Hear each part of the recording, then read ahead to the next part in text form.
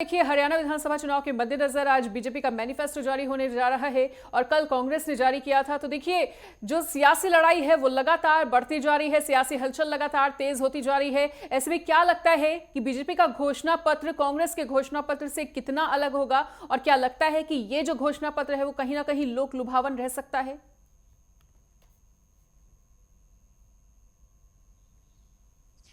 देखिए, लोक लुभाने जो घोषणाएं हैं वो बीजेपी जरूर करेगी, क्योंकि सत्ता विरोधी लहर के बीच किस तरीके से तीसरी बार सत्ता में काबिज हो जाए उसकी रूपरेखा और रणनीति इस संकल्प पत्र में ही देखने को मिलेगी। बीजेपी के राष्ट्रीय अध्यक्ष जेपी नड्डा की तरफ से संकल्प पत्र बीते कल ही जारी किया जाना था, लेकिन देर रात ही इसे मंगलवार देर रात कार्यक्रम रद्द कर दिया गया।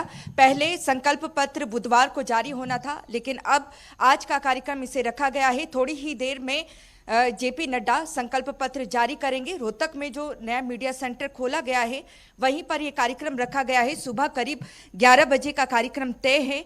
बीजेपी के राष्ट्रीय अध्यक्ष जेपी नड्डा तो मौजूद ही रहेंगे, साथ ही मुख्यमंत्री नायब सिंह सैनी जो कि कुरुक्षेत्र के लाडवा से उम्मीदवार भी हैं और उनके नेतृत्व में ये चुनाव भी लड़ा जा रहा है, वो भी मौजूद रहेंगे।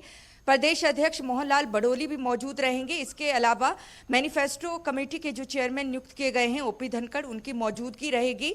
लेकिन ये जरूर कहा जा सकता है कि जो 10 सालों में घोषणाएं खट्टर सरकार की तरफ से खासतौर से की गई थी, क्योंकि 9.5 साल मनोहर लाल खट्टर ही मुख्यमंत्री रहे हैं हरियाणा के, तो ऐसे में उनके कामकाज की एक झलक दिखाई देगी। उसके बाद नायब सिंह सैनी को जब मुख्यमंत्री बनाया गया, उस दौरान उन्होंने कई घोषणाएं की हैं जिसे जमीनी स्तर पर अमली जामा नहीं पहनाया गया है, उसकी रूपरेखा भी इस पे देखने को मिलेगी।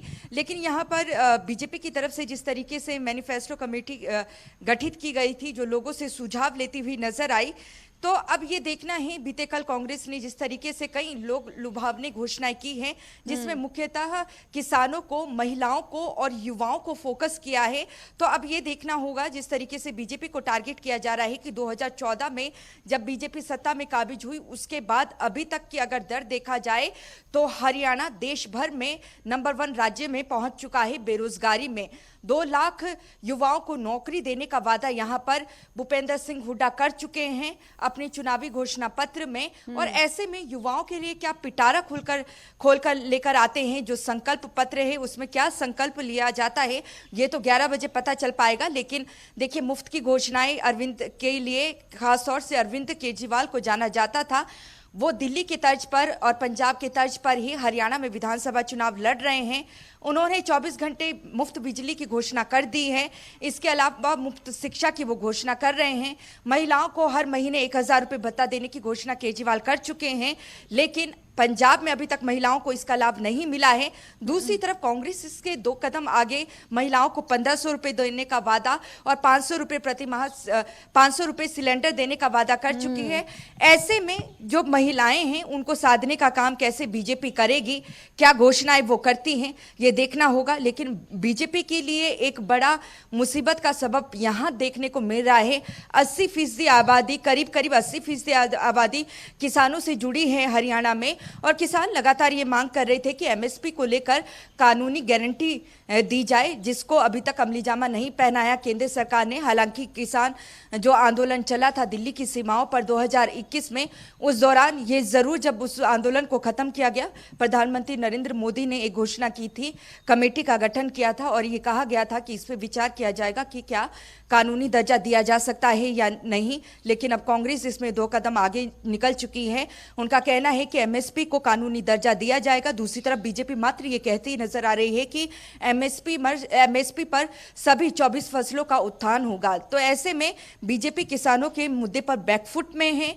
इसे किस तरीके से भुनाती है भारतीय जनता पार्टी, 11 बजे के संकल्प पत्र में इसकी झलक देखने को मिलेगी। इंतजार किया जा रहा है, क्योंकि बीजेपी का कहना है कि हर वर्ग का यहाँ पर ध्यान रखा जाएगा, किसानों का, महिलाओं का, युवाओं का, कर्मचारियों की अगर बात करें तो करीब 2.5 लाख कर्मचारी अभी नाराज चल रहे हैं बीजेपी से, और ऐसे में लगातार बीजेपी से नाराज चलने के साथ साथ कर्मचारी ये भी मांग कर रहे थे कि ओल्ड पेंशन जो स्कीम है उसकी बहाली यहां पर की जाए, और इसको भी लेकर भी घोषणा कर चुकी है कांग्रेस की सरकार, माफ कीजिएगा कांग्रेस की पार्टी। तो ऐसे में कांग्रेस का कहना है कि सत्ता में आते हैं तो ओपीएस लागू किया जाएगा। दूसरी तरफ बीजेपी इसके पक्ष में नहीं है कि ओल्ड पेंशन स्कीम लागू किया जाए, लेकिन इसको लेकर बीजेपी अपना पक्ष जरूर रखेगी कि अगर इसे लागू किया जाता है तो कांग्रेस ऑलरेडी खोल चुकी है, और लगातार कांग्रेस ने भी हर वर्ग को साधने के लिए बड़े बड़े वादे किए हैं, बड़े बड़े दावे किए हैं, और उनके घोषणा पत्र में भी उनकी बानगी देखने को मिली है।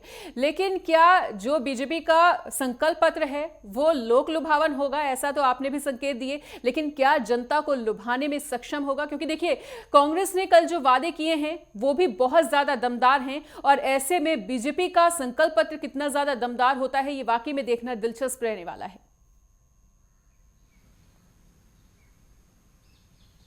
बिल्कुल मनीषा, देखिए क्योंकि कांग्रेस की अगर बात करें तो पूरी मजबूती के साथ नजर आ रही है, और कांग्रेस ने अपना संपूर्ण घोषणा पत्र है फिलहाल उसे जारी नहीं किया है, क्योंकि घोषणा पत्र कांग्रेस का इस बार 2 चरणों में जारी होगा, जिसका पहला चरण हमने बीते कल देखा जिसमें 7 गारंटी दी गई है। दूसरे चरण की अगर बात करें तो जल्द ही चंडीगढ़ में इसको जारी किया जाएगा। तो कांग्रेस अब देखेगी कि किस तरीके का बीजेपी का संकल्प पत्र होगा, उससे आगे बढ़कर वो घोषणाएं कर सकती है, लेकिन बीजेपी इससे सबक लेते हुए अपनी रणनीति तैयार कर रही है। तो ऐसे में ये जरूर कह सकते हैं कि लोक लुभावनाई घोषणा यहां पर की जाएगी।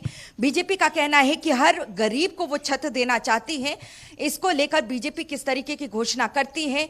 किसानों को लुभावने के लिए जो बीजेपी है पहले कह चुके हैं कि देश में पहला राज्य है जिसमें 24 की 24 फसलें एमएसपी में खरीदी जाएगी, लेकिन इसको लेकर आगे क्या कदम उठाती है, यहां पर जो किसान है एमएसपी को कानूनी गारंटी देने की मांग कर रहे हैं। किसान, युवा, सरकारी कर्मचारी और महिला, इस पर फोकस जरूर बीजेपी करती हुई नजर आएगी, लेकिन किस तरीके की उनकी घोषणाएं रहने वाली है ये तो 11 बजे ही पता चल पाएगा। लेकिन ये जरूर कह सकते हैं कि बीजेपी को कहीं ना कहीं जिस तरीके से कांग्रेस टक्कर देती नजर आ रही है, तो ऐसे में बीजेपी भी संभल कर चलना चाहेगी, और यही वजह है कि कल का कार्यक्रम भी टाल दिया गया था।